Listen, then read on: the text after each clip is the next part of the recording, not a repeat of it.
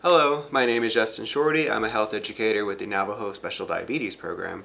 Today we're going to make a simple recipe using cranberry sauce and chipotle peppers.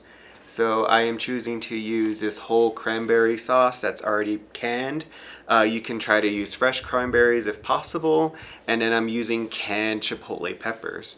And so that's just two ingredients that we're going to be using today.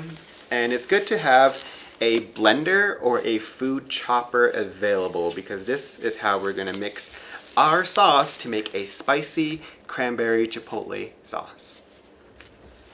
So first what we're going to do is we're going to add half a can of our cranberries, and we're going to add one chipotle pepper, and we're going to blend that evenly.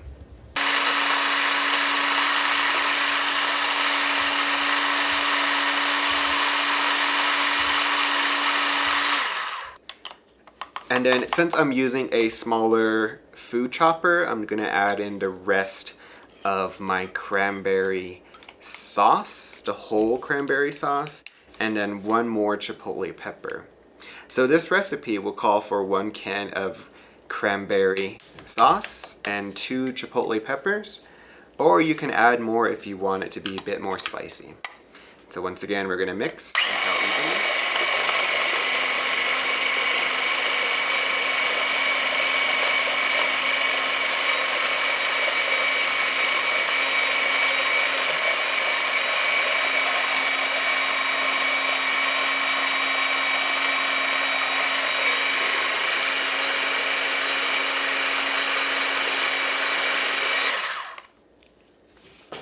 Okay, and so now that our cranberry sauce is evenly mixed, this is a great side dish for many recipes.